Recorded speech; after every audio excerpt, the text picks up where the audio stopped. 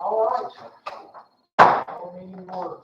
I guess here Brian's not Okay.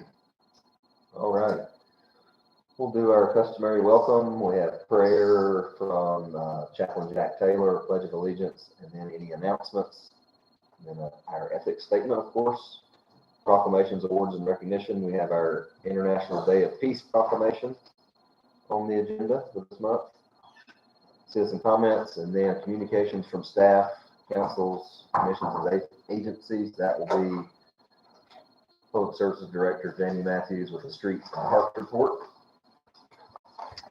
Our consent agenda will be 3 items: adoption of minutes, and then you have a resolution to apply for grant funding for fall 2022 stormwater and water infrastructure funding.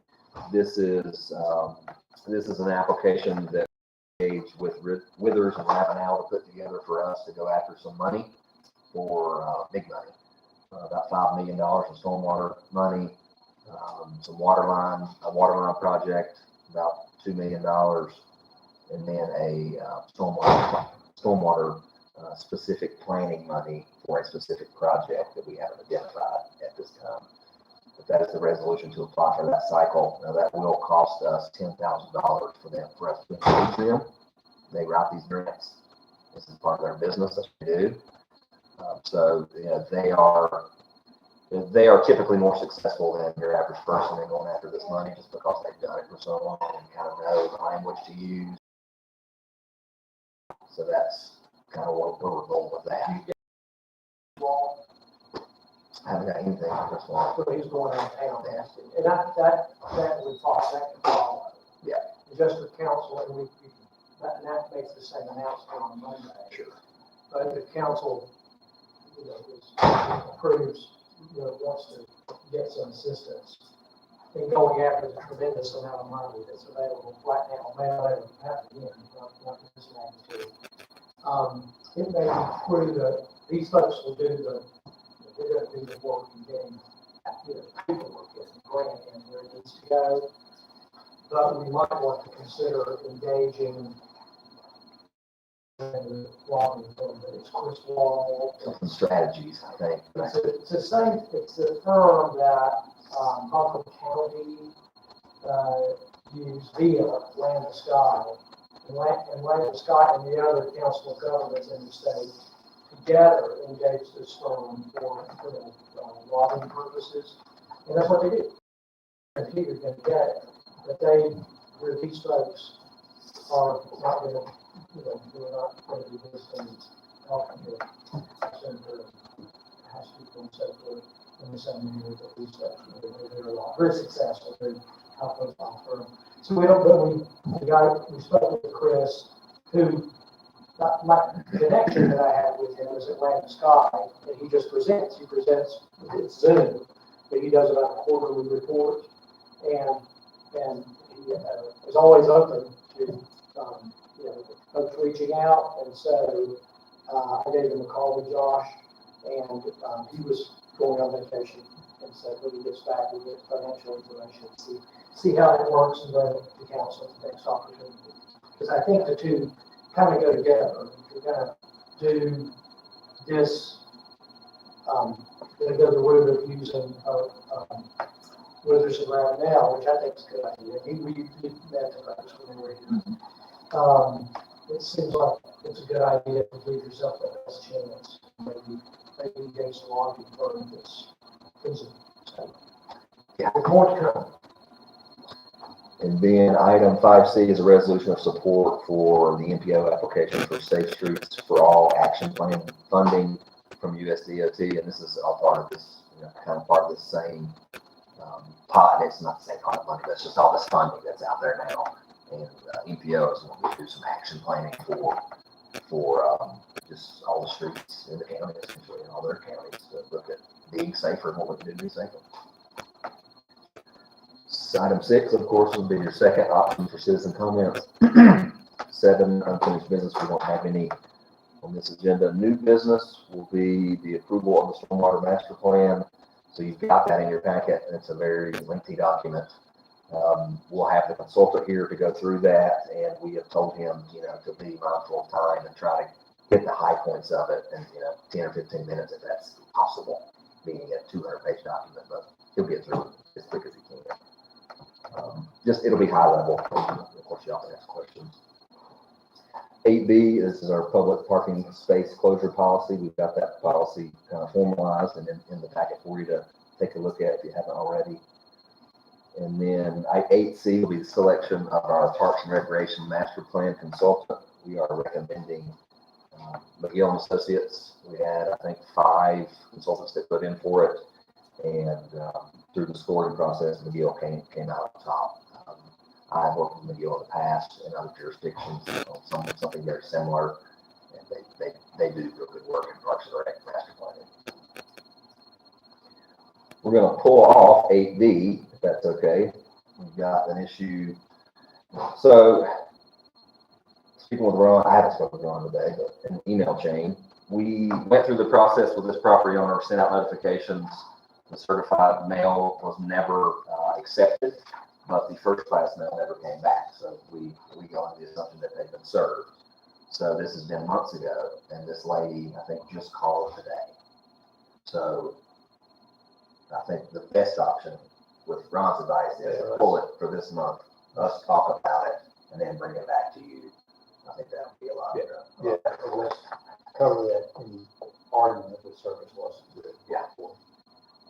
Okay. But this is something we've been dealing with for months. The house is just in very rough shape on Badgertown Road. The roof's falling in. It's not closed up. It just looks real bad. And I've heard from a few neighbors that had concerns about it as well. So. And then 8. So if we move that one away, then 8E, which will be water policy updates, that's going to turn into 8D. And what you have in your packet is the current policy we operate under. I also put some information together from some of the other jurisdictions that are close to us on how they deal with things ranging from cutoffs to how many days you have to pay after you get your bill, all that information. And my plan is to have one of some other staff that deals with that on a regular basis come on Monday night and kind of go through that with council, how that works. With the how much bill go out, this is how many days you got, this is get a notice, that sort of issue. Because I know, I would say typically on cutoff days, it ranges from 30 or 40 people normally that are on that cutoff list. Some of those are recurring customers that are on that list. But we, as you can imagine, we take a lot of heat for that in the back when we tell people off for water, as would be expected. And I think some of the conversation I've had with Larry, at least, and some other folks, citizen-wise, would be to see if we had anything else we can do that might be a little more flexible. So with that being said, I'm also going to propose that we have a little more flexibility as far as staff goes in our water policy to be able to do things like payment plans for certain things or waive fees, because right now we don't have that ability in our policy at all.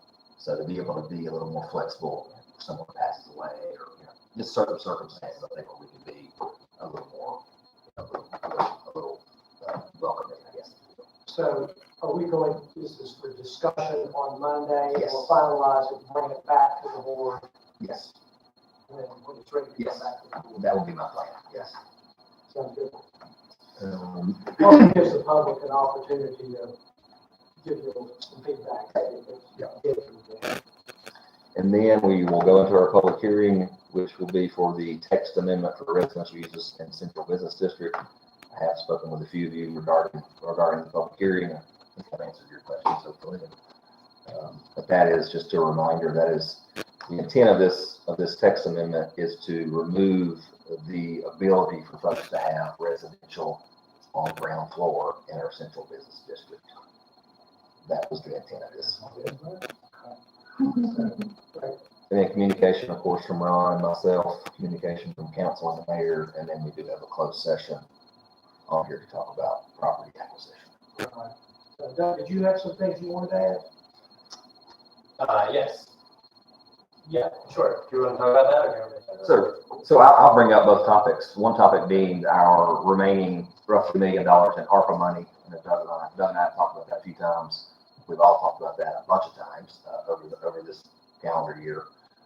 But Doug did bring it back up and wanted to know if how we wanted to move forward with that. So Yeah, I said, let's talk about it at the meeting.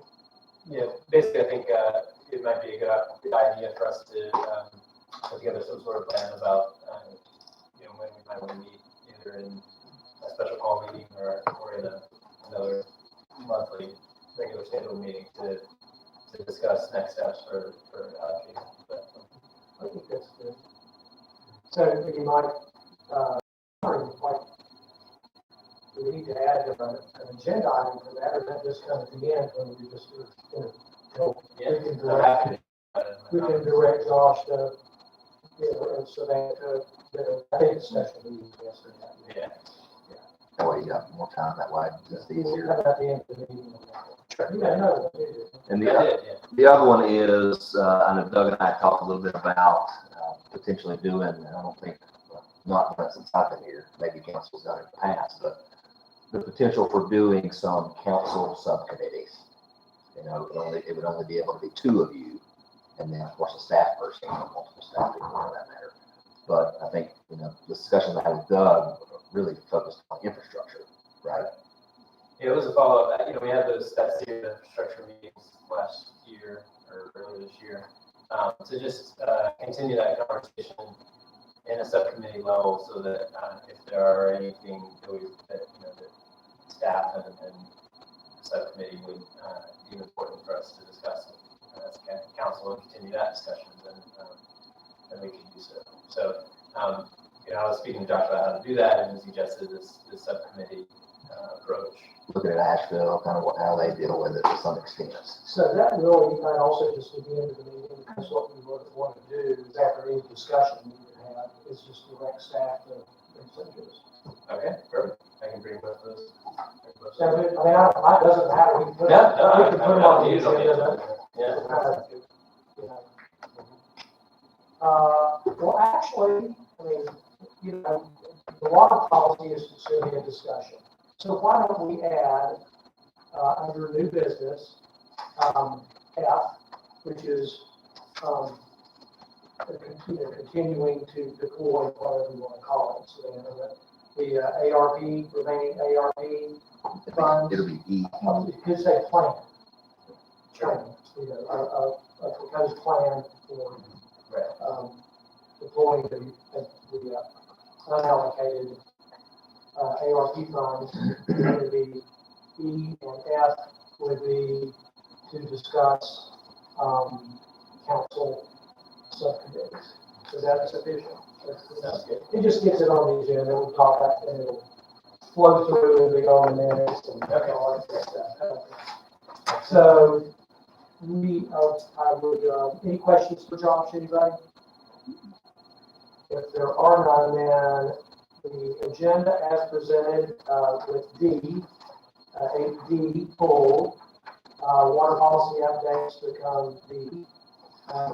E being, the discussion on deploying the remaining ARP funds, and F being the discussion on council subcommittees.